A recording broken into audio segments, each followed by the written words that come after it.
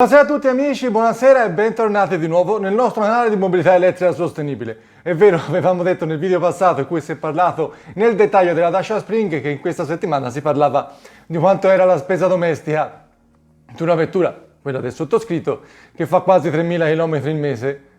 Però la bolletta arriva il 22, oggi siamo domenica 21 e quindi ho sbagliato io a guardare e quindi ne parleremo la settimana prossima. Quindi anticipiamo, quello era il video della settimana che sarebbe dovuta venire e quindi parliamo di un confronto all'interno di quello della casa di Renault e quindi guardiamo un pochino i dettagli nello specifico della Dacia Spring e della Renault Twingo. Questo perché voi me l'avete chiesto, l'avete fatto benissimo, io se posso cerco sempre di aiutarvi per meglio nella scelta consapevole del mezzo elettrico che può fare a caso vostro e anche poi per informarvi in generale di quelle che sono le novità in arrivo presso il mondo elettrico. E quindi oggi guardiamo un po' i dettagli.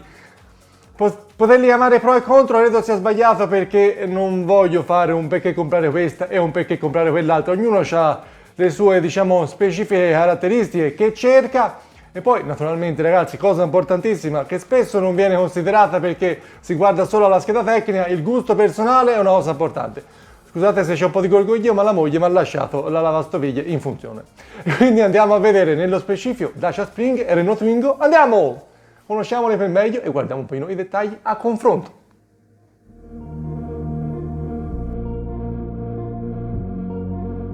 Cominciamo ragazzi guardando in queste due veramente vetture cittadine al 100%. Io quando consideravo quello che è il mondo elettrico per le città avevo proprio idea di queste due vetture, ma anche ne so, la E-Up, la Skoda Citigo, eccetera, eccetera, eccetera. Mezzi di una lunghezza sui 3,60 m, 3,70 m, come anche magari la 500.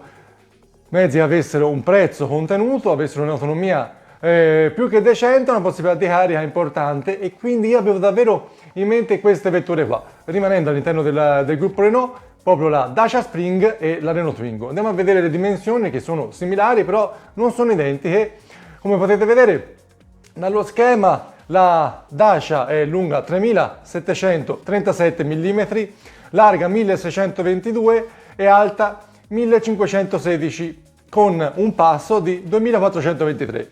Invece per quanto riguarda la Renault Twingo abbiamo 3615 mm di lunghezza, 1646 mm di larghezza, 1557 mm di altezza e un passo di 2492. Quindi, visto che il passo è più grande sulla Twingo, la spaziosità all'interno della vettura sarà maggiore sulla Renault rispetto alla Dacia. Però sulla Dacia abbiamo 290 litri di bagagliaio, che invece sulla Renault Twingo sono solo 174. Quello del bagagliaio è veramente incredibile perché vi voglio dare davvero una specifica, un dettaglio importante sulla nostra Opel Corsa elettrica, ma anche termica è uguale, il bagagliaio è 285 litri, quindi sulla Dacia Spring avrete addirittura più bagagliaio rispetto a quelle della nostra Opel Corsa e quindi per quelle sì, abitano in città, quindi vivono la città o devono trasportare delle cose, delle merci, la Dacia sicuramente è migliore perché ha un bagagliaio veramente importante e come vi ricordo ragazzi la Dacia sarà disponibile anche in versione cargo. Qualcuno di voi mi ha detto giustamente mi sono scordato degli artigiani, mi sarò scordato di un migliaio davvero di categorie nella versione cargo senza i posti posteriori, tutto bagagliaio oltre 1000, mi pare 1100 litri di bagagliaio, davvero quello sarà un mezzo perfetto per la città, per coloro che hanno un'attività e devono fare delle consegne, almeno sì, credo di averle prese tutte. E torniamo a vedere i dettagli. Per quanto riguarda la batteria abbiamo 26,8 kWh per quanto riguarda la Dacia Spring e 22 kWh per quanto riguarda la Renault Twingo. Come dicevo, la Renault Twingo ha un raffreddamento a liquido, sulla Dacia non lo so, punto di domanda perché non l'ho trovato. Per quanto riguarda l'autonomia, ancora maggiore per quanto riguarda la Dacia rispetto a quella della Renault. 225 km di autonomia per quanto riguarda la Dacia Spring, che si ferma invece a 190, dopotutto ha un po' meno batteria, 190 per quanto riguarda la Renault Twingo. Sul motore invece ragazzi abbiamo una differenza abbastanza importante perché sulla Dacia ci fermiamo a 33 kW, 45 cavalli con 125 Nm di coppia a una velocità massima di 125 km/h rispetto a quella della piccola della Renault con 60 kW, 82 cavalli, 160 Nm di oppio e una velocità massima di 135.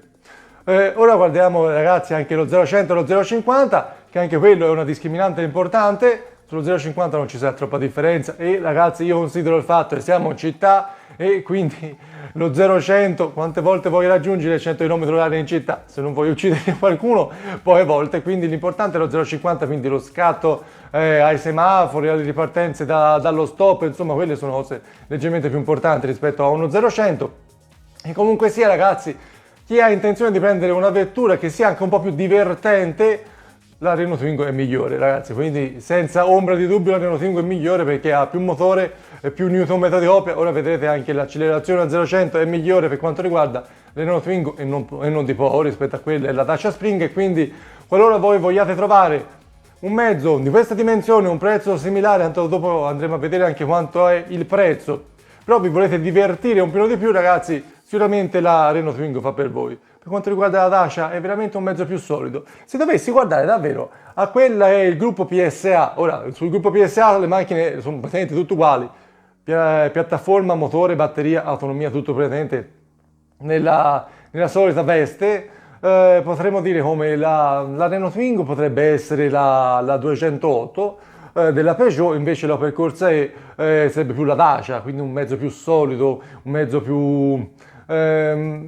insomma, ci siamo capiti, un po' più tedesca la Opel rispetto a quanto riguarda un po' più la fighettina della Peugeot. Ora perché tu non mi mena per queste cose, divago. Torniamo alle macchine.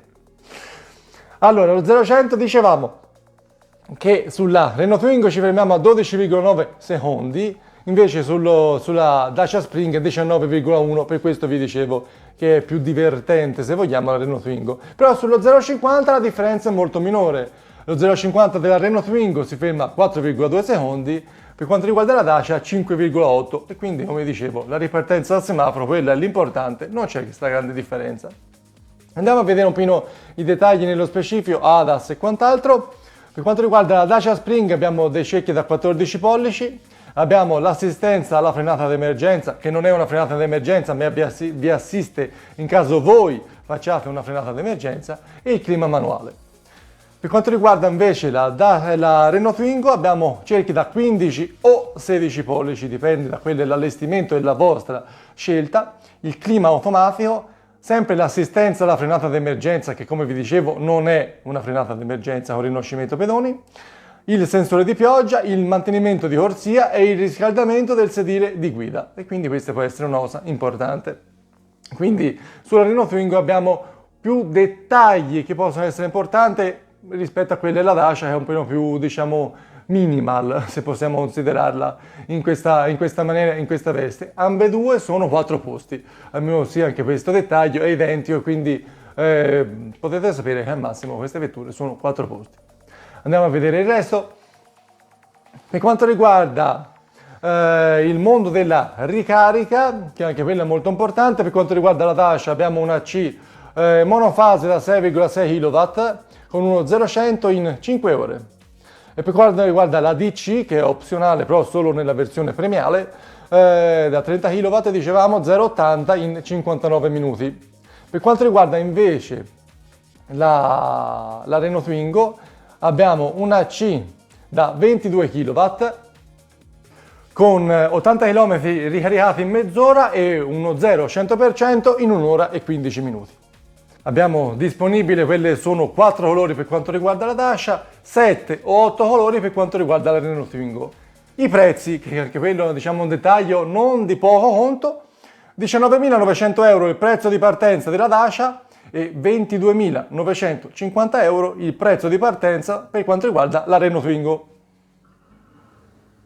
Ragazzi, abbiamo visto davvero tutti quelli che sono i dati, le caratteristiche che possiamo trovare all'interno di queste due vetture veramente molto interessanti per quanto riguarda il mondo elettrico cittadino. Io, come vi dicevo già nel video della settimana scorsa, per quanto riguarda la ricarica, per me è un punto fondamentale quello che ha la Renault Twingo rispetto alla Dacia, perché si parla di mezzi cittadini, si parla di mezzi che vanno a ricaricare in città Le AC sono predominanti ma in una maniera grandissima, praticamente le troviamo dappertutto, dal parcheggio in centro ai supermercati a quant'altro. Le DC sono veramente molto rare in città e quindi io prediligo a bestia, si può dire, per quanto riguarda la ricarica della Twingo rispetto alla Spring.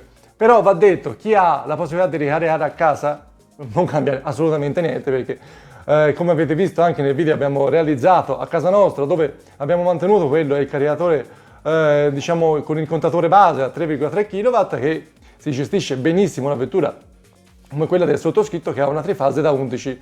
Però ragazzi, se davvero ricaricate a casa, box, garage o quant'altro, non c'è differenza assolutamente, quindi è un dettaglio che potete assolutamente, diciamo, cancellare e togliere.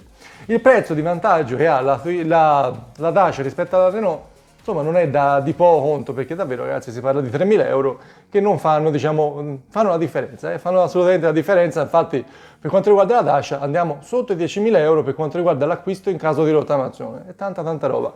E come vi dicevo, nel caso voi non abbiate la rottamazione, aggiungete 3.000 euro, perché la rottamazione aggiunge 3.000 euro di incentivi e 1.000 euro di sconto obbligatorio, che come vi dicevo anche la volta scorsa, visto che la casa può permettersi di fare 2.000 euro di sconto per quanto riguarda la rottamazione, ragazzi insistete, perché anche voi non avete da rottamare, questo sconto alla casa, se lo può permettere per loro, se lo può permettere anche per voi.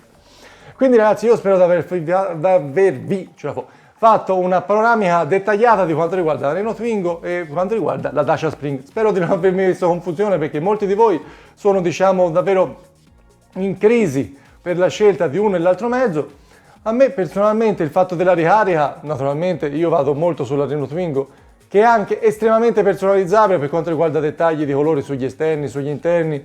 Vi ricordate il video che abbiamo fatto, il secondo, della Renault Twingo, è veramente molto personalizzabile, quindi non è un dettaglio di poco conto. Di contro il prezzo più vantaggioso e un bagagliaio veramente di livello, 290 litri per quanto riguarda la Dacia, non sono un dettaglio da scartare affatto. Il prezzo è interessante. Insomma, ora ragazzi la palla va a voi, quindi alla vostra scelta, ai vostri, diciamo, dettagli che più vi possono colpire. Io spero di aver fatto un buon lavoro e un buon servizio. Io vi saluto, vi ringrazio, iscrivetevi al canale qualora non l'aveste fatto e vi invito naturalmente a seguire anche i video passati del nostro canale per vedere tutti quelli che sono i dettagli delle vetture elettriche che usciranno e sono già uscite sul mercato. Nel prossimo video ragazzi, ve lo assicuro, si parla di quanto costa la ricarica a domicilio, perché arriva il 22, oggi è domenica 21, mi prendo come sapete una settimana per il montaggio del video, non ho ancora la bolletta e quindi non possiamo parlarne. Andremo poi a togliere quelli che sono stati i consumi domestici, perché lo vedo dall'applicazione della Tesla Powerwall 2, e quindi proprio parleremo nello specifico di quanto abbiamo consumato e speso, anche per quanto riguarda la vettura. Vi voglio dare questo dettaglino perché mi porta un pochino, diciamo, evadere. Io sono un po' chiacchierone, credo si veda. Lo sapete quanto ho consumato per il domicilio? La macchina no, perché sto facendo un settaggio particolare con la Powerwall 2, inizialmente perché avevo sbagliato e non riuscivo a impostarla, ma insomma, praticamente con la batteria sto utilizzando la batteria solo per casa e la rete per la macchina. Nel mese di marzo, visto che il sole è più, diciamo, importante, le belle giornate uguali, ieri abbiamo preso una bella freddata a pulire i pannelli che erano veramente sporchi, non abbiamo praticamente consumato nulla nel mese di marzo per il domicilio, veramente spettacolo. Quindi come vi dicevo sempre, la gestione economica di casa e anche l'ambiente ringraziano se uno, diciamo, una gestione ottimale. Quindi davvero mi piace l'ambientalismo economico, spettacolo ragazzi, sapere di far bene all'ambiente e non consumare, quindi anche risparmiare, cavolo, bellissimo. Quindi ragazzi, nel prossimo video parleremo di questo. Io vi saluto, vi ringrazio, se no vado troppo oltre. Alla prossima, un bacione, ciao, e sempre Forza Elettrica, alla prossima ragazzi.